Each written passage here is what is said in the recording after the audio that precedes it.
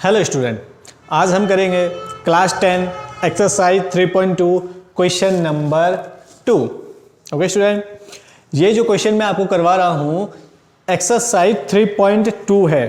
3.2 है ये new syllabus में, जो सिलेबस चेंज हुआ है। ओके स्टूडेंट, और पुरानी जो बुक है उसमें ये एक्सरसाइज है 3.3। ठीक है स्टूडेंट, तो 3.3 पुरानी बुक का 3.3 में क्वेश्चन नंबर 2 है, और जो न्यू सिलेबस है, जिन स्टूडेंट के पास न्यू बुक है उसमें ये क्वेश्चन है उसमें ये एक्सरसाइज है 3.2 क्वेश्चन नंबर 2।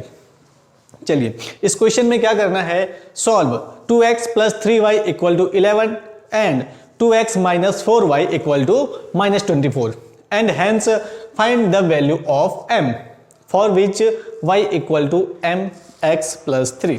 ओके स्टूडेंट, दोनों इक्वेशंस को हमें सॉल्व करना है, फिर हमें y की वैल्यू फाइंड करनी है और y = mx + 3 होना चाहिए।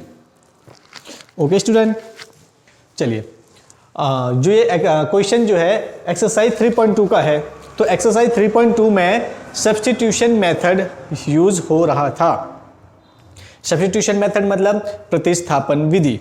प्रतिस्थापन विधि क्या थी, दो इक्वेशन हमें गिवन थी, दोनों इक्वेशन में से मतलब दोनों समीकरणों में से कोई भी एक इक्वेशन को लेकर वहां से एक वेरिएबल या तो x या तो y की वैल्यू सेकंड इक्वेशन में पुट करनी थी। ये थी प्रतिस्थापन विधि या सब्स्टिट्यूशन मेथड। चलिए, दो इक्वेशन है कौन कौन सी, 2x + 3y = 11 इक्वेशन फर्स्ट, और 2x - 4y = -24 equation second.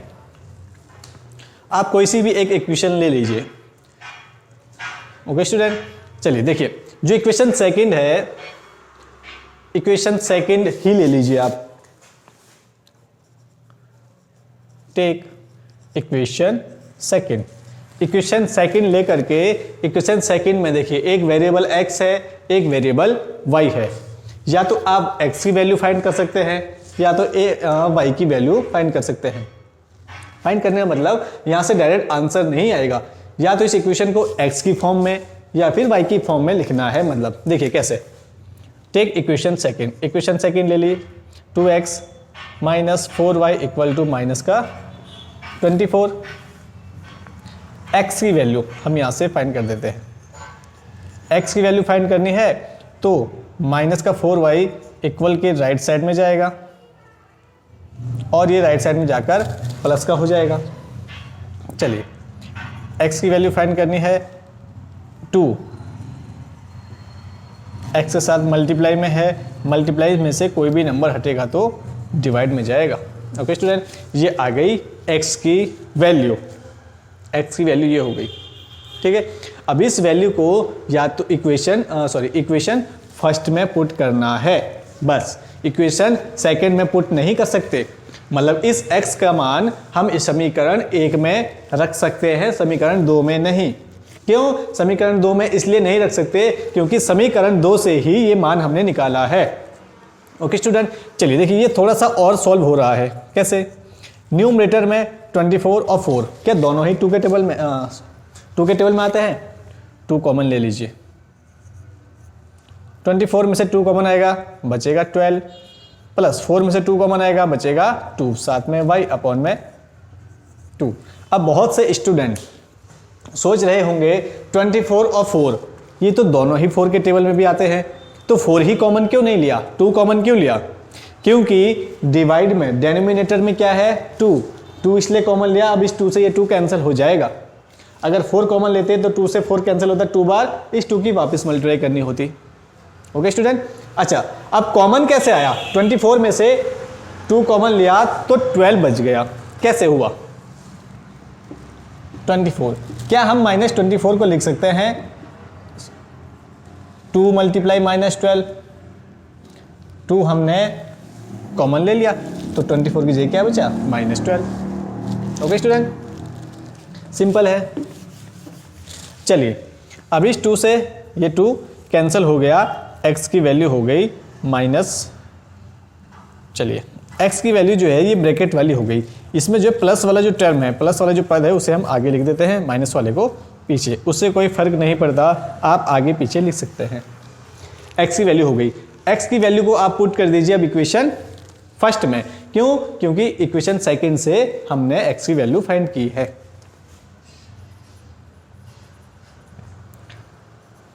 Putting the value x in equation first, मतलब समीकरण एक में x का मान रखने पर।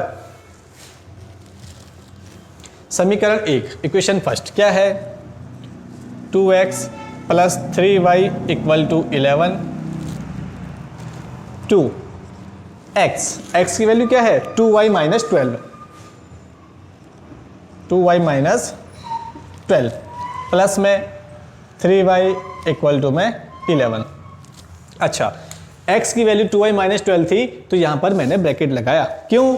क्योंकि यहां पर दो पद, दो टर्म, दो पद 2y और 12 है, इसलिए यहां पर ब्रैकेट लगा दिया। क्यों? क्योंकि ये 2 इस x के साथ मल्टीप्लाई में है, तो x की जो वैल्यू है पूरी की पूरी वो भी 2 के साथ मल्टीप्लाई में होगी। अब अगर हम ये ब्रैकेट नहीं लगाते और यहाँ मल्टीप्लाई लगा देते हैं तो इसका मतलब ये होगा कि ये 2 इस 2y के साथ मल्टीप्लाई में है, बस, ये 12 नहीं। ठीक है, पर ये 12 भी तो x की वैल्यू के साथ है, x की वैल्यू पूरी की पूरी है, इसलिए पूरे पे हमने ब्रैकेट लगा दिया। अब ये पूरी की पूरी वैल्यू 2 के साथ मल्टीप्लाई में होगी। ओके स्टूडेंट, चलिए मल्टीप्लाई कर दीजिए। 2 की मल्टीप्लाई पहले 2y में होगी, फिर 2 की मल्टीप्लाई 12 में होगी। चलिए 2 2 जा 4y, 2 की मल्टीप्लाई 12 में होगी तो माइनस का 24। अब माइनस का क्यों आया? क्योंकि ये 2 आगे कोई साइन नहीं तो प्लस का है, 2 और 12 24 हुआ।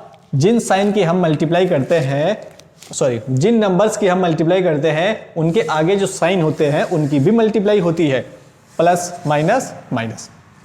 चलिए प्लस का 3y इक्वल टू में 11, 4y प्लस 3y क्या हो जाएंगे 7y इक्वल टू में 11। माइनस का 24 इक्वल के राइट साइड में जाएगा तो प्लस का हो जाएगा 24। यहाँ से y की वैल्यू आ रही है 11 और 24 होते हैं 35। 7y, y की वैल्यू फाइंड करनी है तो 7 हटेगा, कहाँ जाएगा? डिवाइड में, क्योंकि ये 7 y के साथ मल्टीप्लाई में है। मल्टीप्लाई से कोई नंबर हटता है तो डिवाइड में जाता है। 7 5 जा 35, y की वैल्यू कितनी हो गई? 5। ये आई आपकी y की वैल्यू। ऐसे ही अब आएगी x की वैल्यू। अब x की वैल्यू कैसे आएगी? इस y की वैल्यू को आप इक्वेशन फर्स्ट और इक्वेशन सेकंड, अब इसको किसी में भी आप पुट कर सकते हैं। इस y की वैल्यू को किसी भी इक्वेशन, किसी भी समीकरण में रख सकते हैं। अब जरूरी नहीं है कि अब हम एक में ही रखें या 2 में ही रखें, इसे आप किसी में भी रख सकते हैं। चलिए हम ले लेते हैं इक्वेशन फर्स्ट ही ले लीजिए। Putting the value y in equation first, समीकरण एक में y का मान रखने पर। समीकरण एक, इक्वेशन फर्स्ट हो गई 2x plus 3y equal to 11। चलिए 2 का 2 x प्लस 3 मल्टीप्लाई y की वैल्यू 5 इक्वल टू में 11। 2x प्लस 5 3 जा 15 इक्वल टू में 11। 2x इक्वल टू 15 इक्वल के राइट साइड में जाएगा तो माइनस का 15 हो जाएगा। 2x इक्वल टू 15 में से माइनस 11 होंगे तो क्या 4 आएगा, वो भी माइनस का। क्यों? क्योंकि माइनस का 15 बड़ा है। x की वैल्यू माइनस का 4 अपॉन 2, 2 2 जा 4, x की वैल्यू हो गई 2, वो भी माइनस का।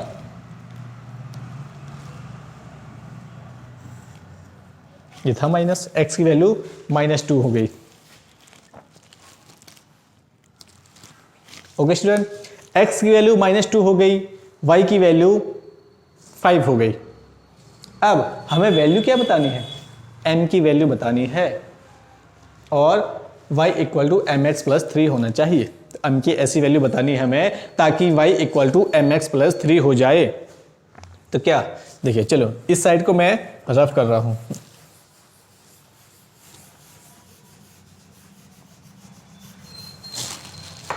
देखिए एक और equation y equal to mx+3 given है। हमें m की वैल्यू बतानी है। देखिए x की वैल्यू भी है, y की वैल्यू भी है, इसमें पुट कर दीजिए, m की वैल्यू निकल जाएगी, सिंपल है। y की वैल्यू हो गई 5 equal to m multiply x की वैल्यू हो गई -2 +3। अच्छा, मैंने यहाँ पर ही ब्रैकेट लगा दिया।